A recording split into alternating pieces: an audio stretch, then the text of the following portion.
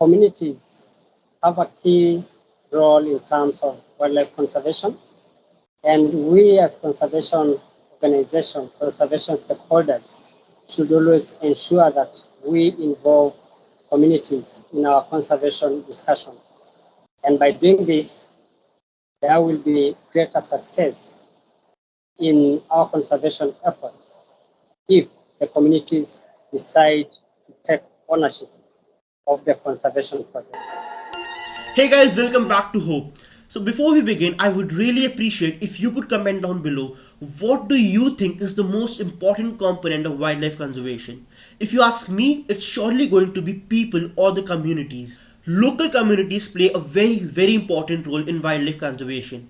If you don't believe me, it's perfectly fine, but our today's guest will surely help you believe it.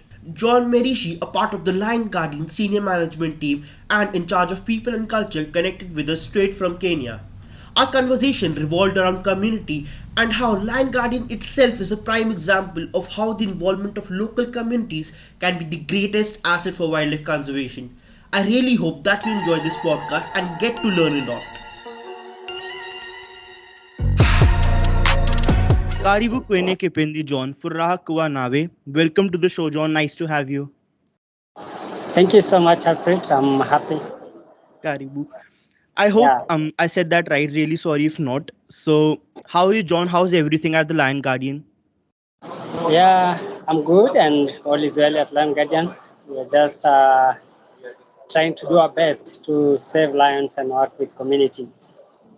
I feel that this podcast has been long due, so I'll just dive deep into it. Yeah. So, first of all, let's hear from you your story of how you ended up at Lions Guardian protecting the lions there. Yeah, my name is John Merishi. I've been working with Lion Guardians since the year 2015. I joined Lion Guardians in May. And it's good to mention that I'm part of the local community because I grew up in Amboseli area, which is within Olgulu Group Ranch, that is part of the Amboseli ecosystem. And I proceeded to my primary school at Amboseli Primary, then to my high school in Loitoktok, and then to my college in Nairobi. So when I got the opportunity to work with Lion Guardians, I was really excited because that's part of my community. That's where I grew up. So I felt like this is really a great opportunity for me to be able to make an impact within my community. So yeah, that's just my short story.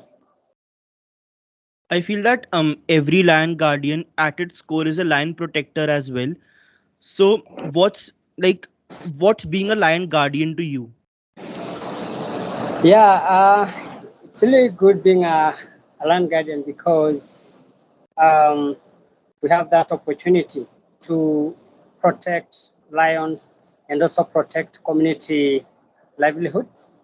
So, and that means protecting also the livestock and ensuring that there's peaceful coexistence between lions and communities, especially within our operation area. So my role within Lion Guardians is that I'm in charge of people and culture. So I ensure that team well-being is being monitored and taken care of. And also we as a team, we stick to our culture as an organization. So, Lion Guardians work is very tough, dealing with conflict every now and then. So that's why the aspect of team well-being is also key to us because we have a passionate team of staff that always go out of their way and dedicate all their effort to mitigating conflict, and sometimes they end up being burned out. So that's why my role within the organization is very important to ensure that even as we try to mitigate conflict, we also take care of our health as the team. Yeah. So you mentioned about mitigating conflict, right? So I wanted to ask you that Lion Guardian focuses on increasing the population of African lions in Kenya. So I just wanted to ask that I wanted your views on the fact that the human population is increasing nowadays, right? and we are also working on increasing the lion population as well. Don't you think it will lead to more human animal conflict? Yeah, it's true that the human population keep growing day by day on a yearly basis, and that's the same case with the lion population, especially in areas where conservation efforts are very strong. You find that the lion population keep booming, Hmm. and that's why uh, lion guardians' role is very key in areas where conservation is happening, because we tend to ensure that there is peaceful coexistence between people and lion. So if as the populations for both human and lions continue growing, there has to be proactive mitigation efforts happening within the conservation areas to ensure that people will continue coexisting peacefully with not only lions but all wildlife. So how do you think that you guys are promoting a peaceful coexistence with the lions? So we work closely with local communities as our primary stakeholder and ensure that um, I mean, when I say we work closely with local communities, we have our guardians who operate from their homes, and also we have master herders who help the herders to herd livestock through dense areas that have lions presence. So yeah, we work closely with local communities to ensure that we advise them on the lion presence and ensure that we also participate in looking or searching for lost livestock and proactively mitigate conflict within our area of operation.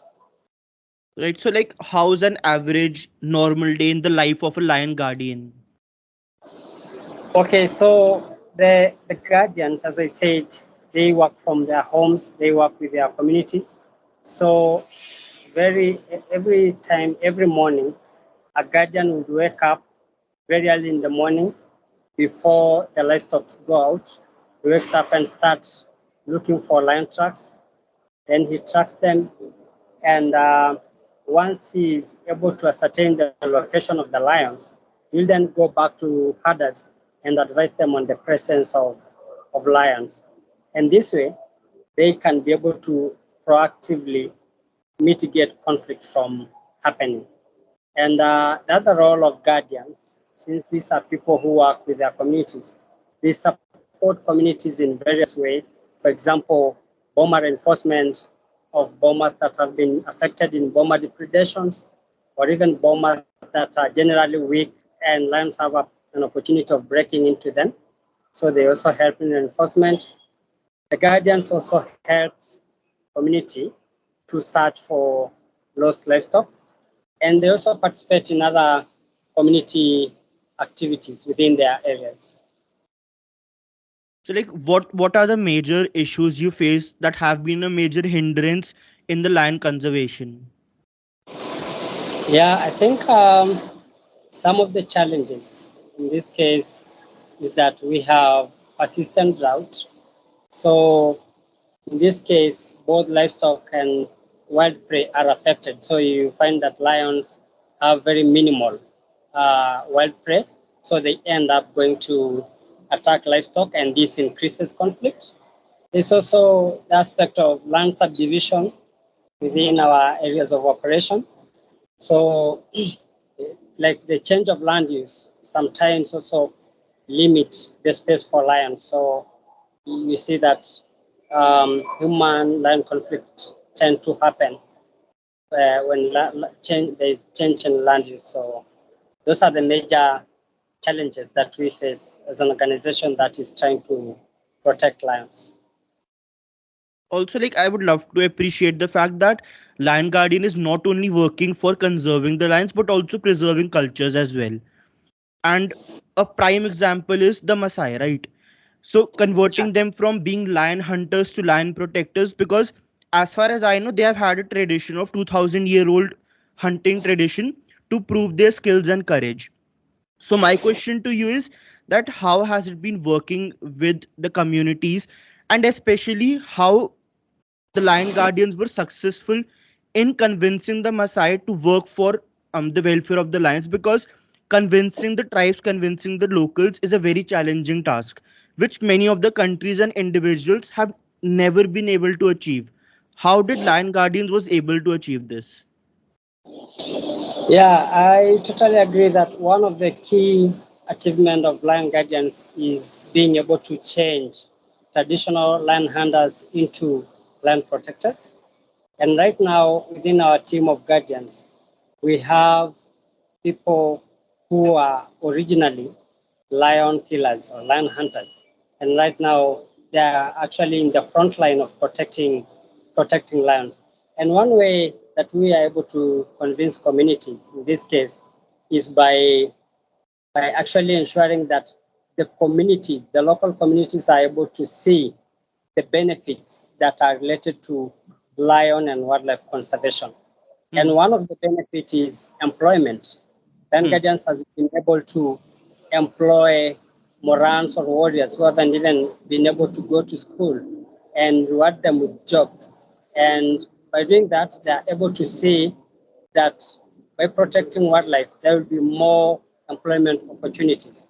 Land Guardian has also been able to support communities within our working area in various various form of assistance. For example, we we support school fundraisers for school-going children.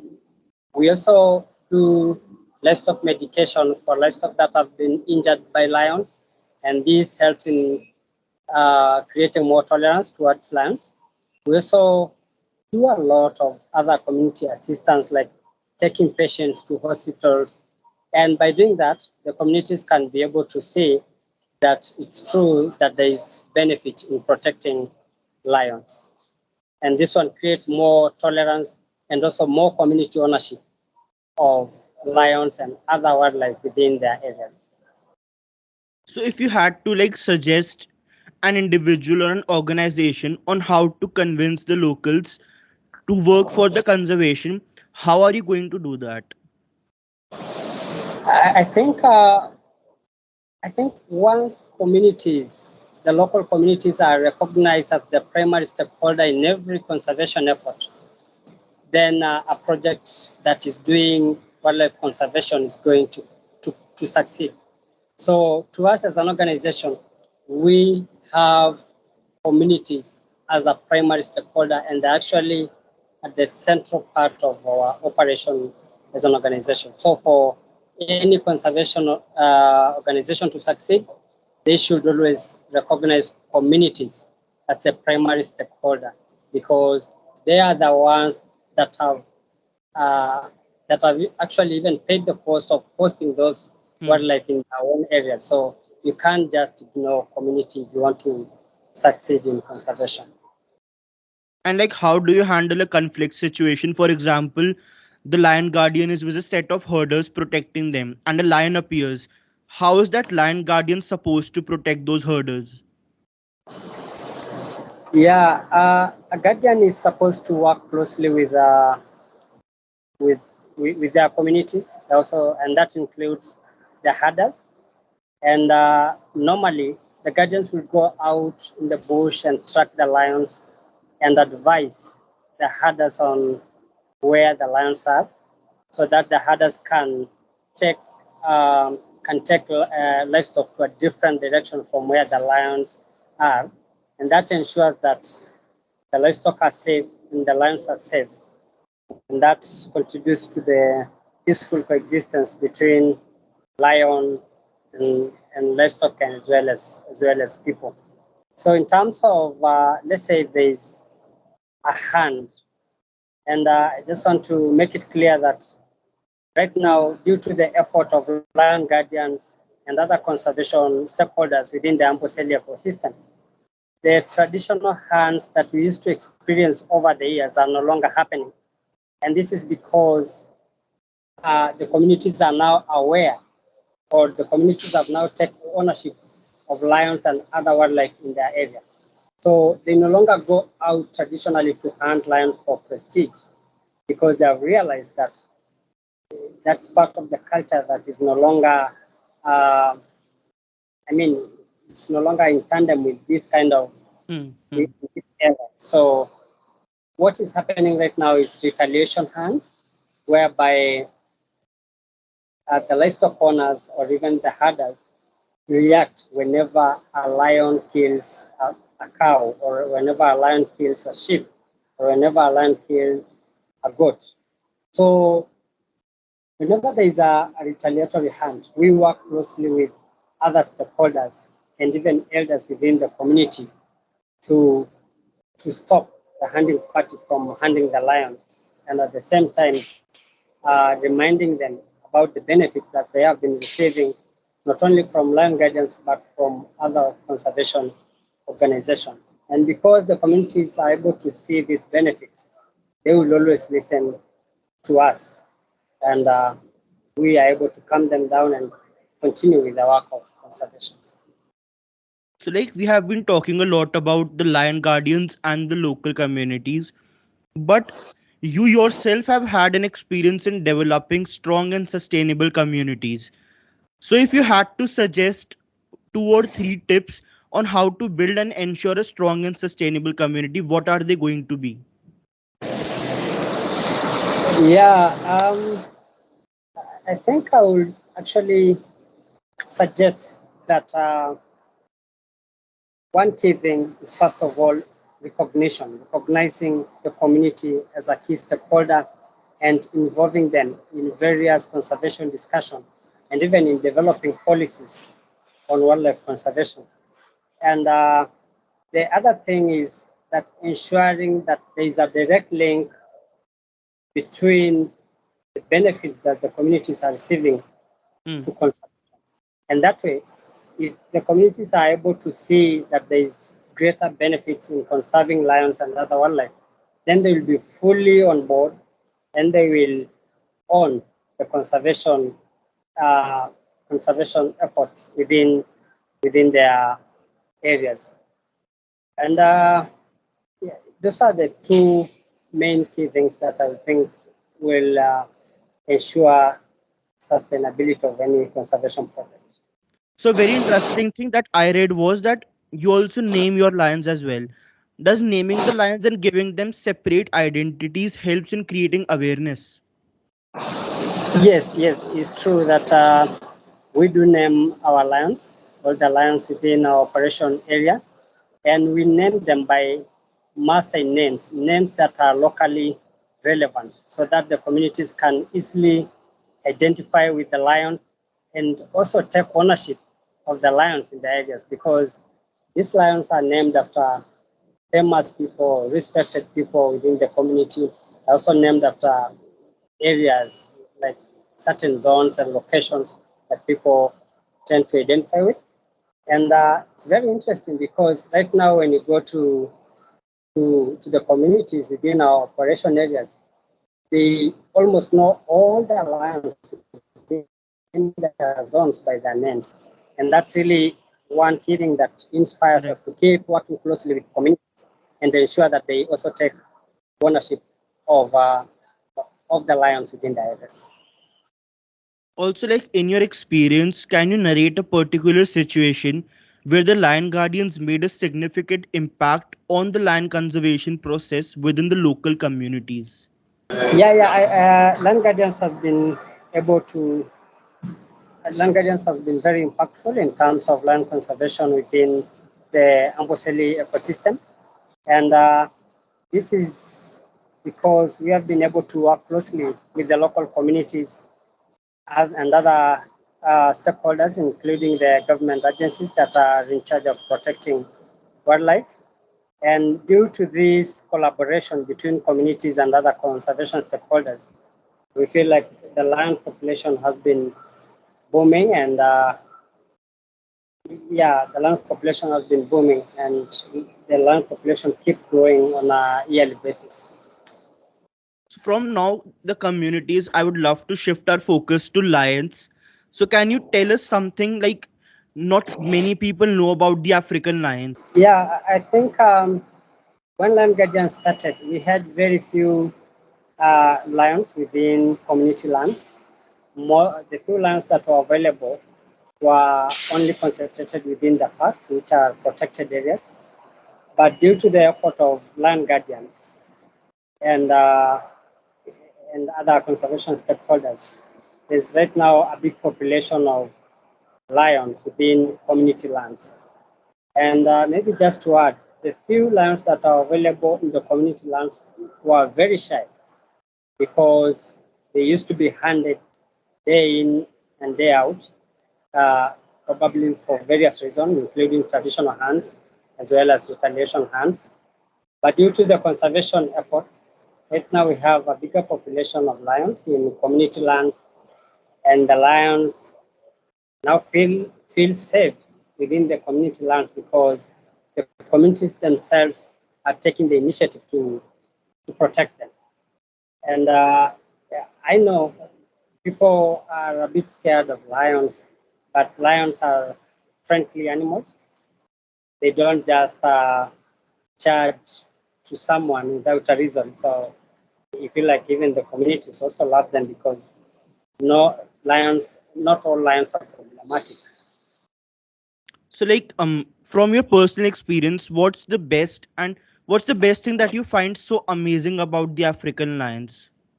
Yeah, I think as we all know, lions are the king of the jungle.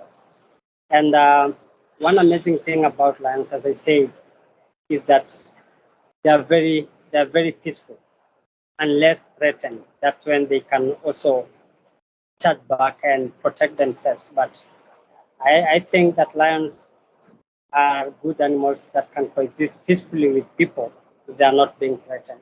And if they have enough wild prey species, then you'll find that there will always be minimal conflict between them and human beings because they have the energy to be able to hunt for themselves within the wild.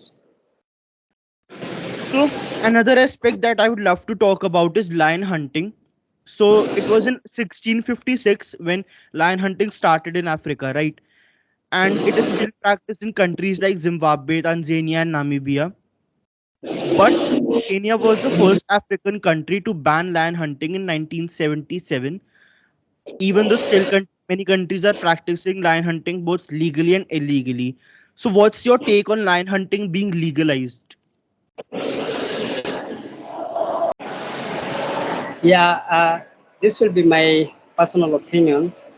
I think, and right now in my country, Kenya, trophy hunting is illegal. And as conservationist, or as a conservationist, I feel like trophy hunting shouldn't be legalized in any country because that also goes against the rights of animals. Right. Also, like, are there any specific technologies or tools or the GPS tracking that you guys use which helps you to track the lines and help you in the line conservation process?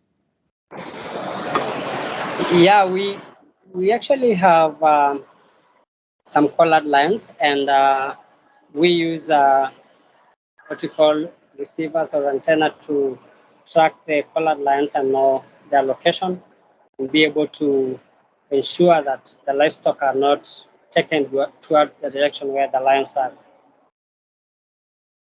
So, like, just wanted to ask, in a case where you feel that the lion has started hunting humans, what is your take on that? Like, what are the actions that the lion guardians are supposed to take? Yeah, I think one of our action or one of our greatest action in that case is to ensure that we take a good number of our guardians there to try and locate where that lion is on a daily basis and advise people or even herders to not go into that area because as I said, sometimes it is us human beings who go into lion habitats and then in reaction the lions will charge in order to protect themselves.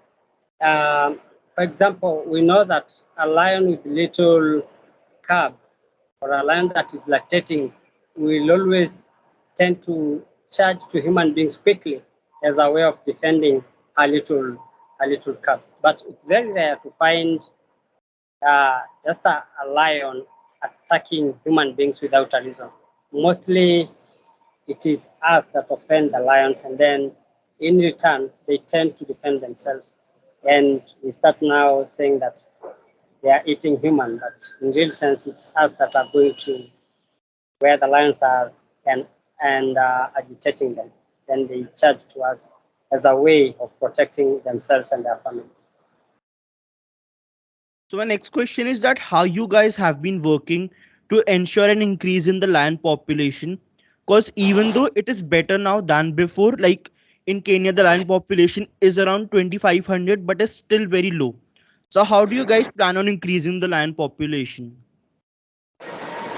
Yeah, I think for us as land guardians, we are based in the Amboseli ecosystem, and the lion numbers, the lion population has been booming over the years. And this is because, as I said earlier, this is because of the collaboration between land guardians, local communities, and other stakeholders, including KWS, which is a government agencies.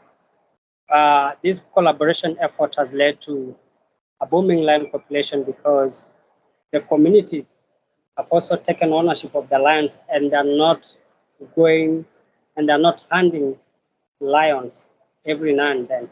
So that's why we see that the population within the core lion guardians operation area has been on an increase on a yearly basis. And we do annual census to monitor the lion population on a yearly basis.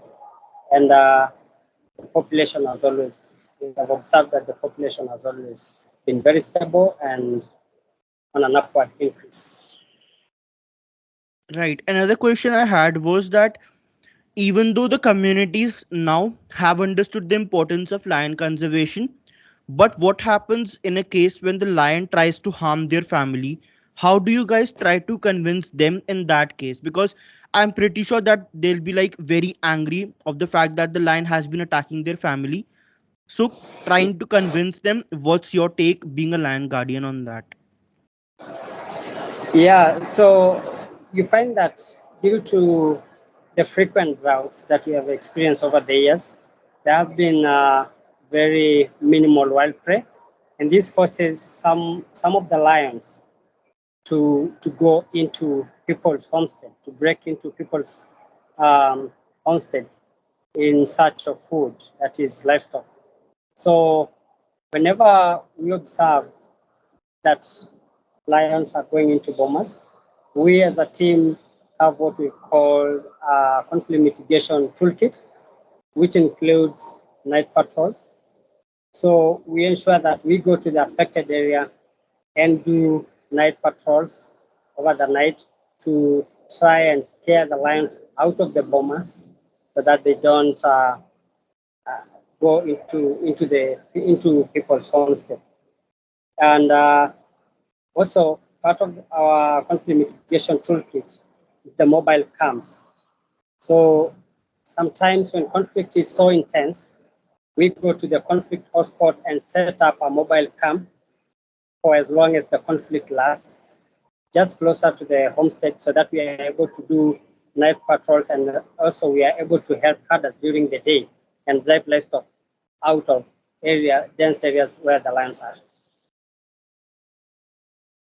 You yourself, have you witnessed a lion conflict happening in front of you, and what was your reaction to that?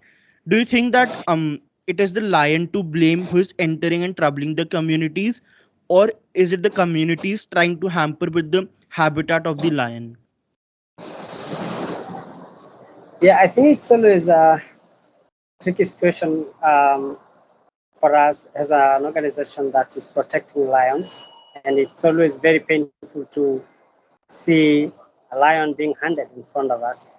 But we always try our best and understand the situation.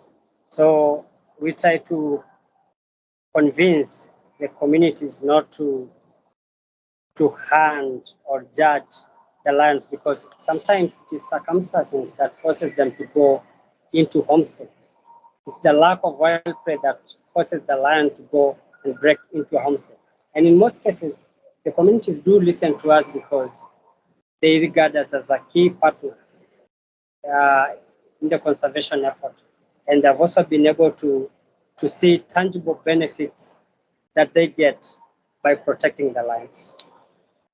So like after a human animal conflict, what has been the most difficult part of convincing the communities to trust the lions again and contribute to the land conservation?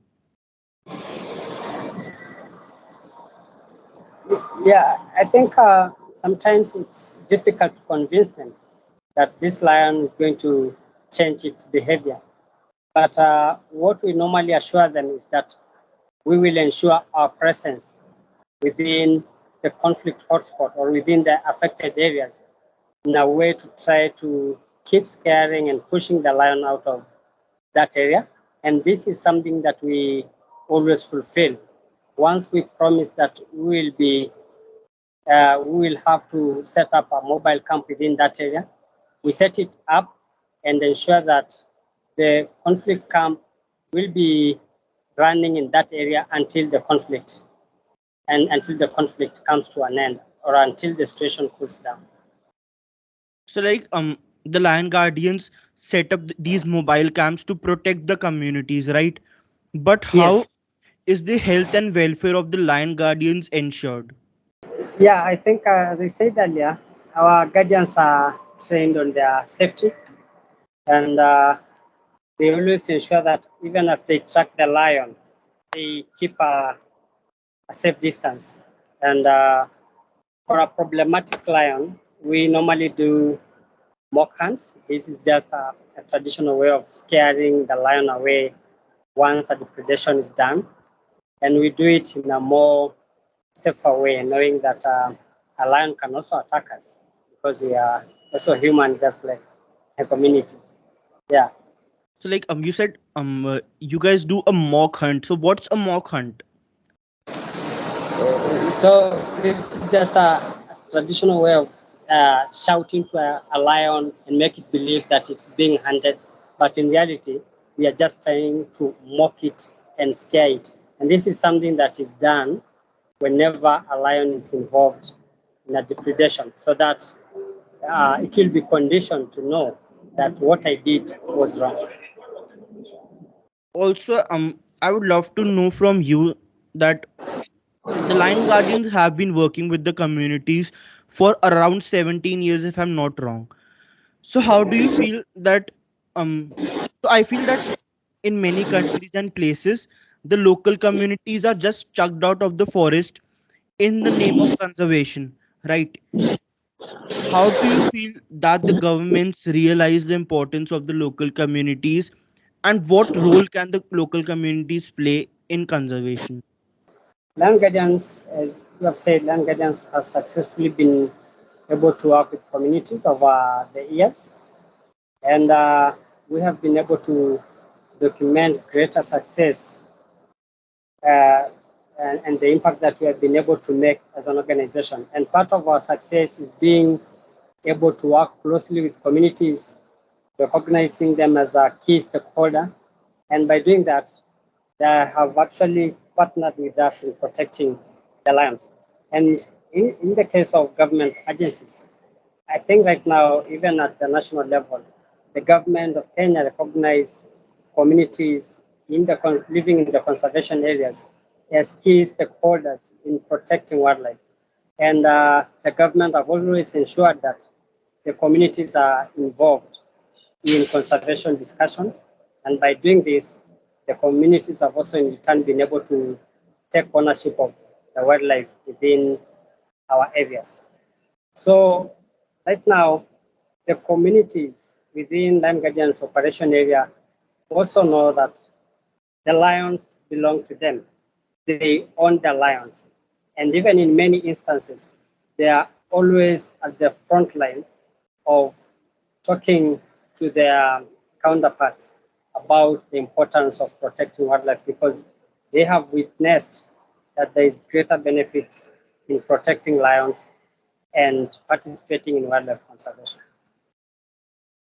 Right. My last question to you would be that on behalf of all the lion guardians, if you had one message for anyone who's listening to this podcast, what will that message be? Yeah, message will be that communities have a key role in terms of wildlife conservation, and we as conservation organization, conservation stakeholders, should always ensure that we involve communities in our conservation discussions. And by doing this, there will be greater success in our conservation efforts if the communities decide to take ownership of the conservation projects. So with this, Asante Sana John, thank you so much for doing this podcast. It was lovely having you. I feel that each and everyone listening to this realizes the importance of communities and locals. Consider them very credible sources who can contribute to the conservation of forests and animals. So thank you so much for delivering that message. Thank you so much. Thank you so much. Thank you. I really hope that you enjoyed this podcast. Don't forget to hit that subscribe button, like, comment, and share. And I'll see you on the next podcast with another guest shining another ray of hope.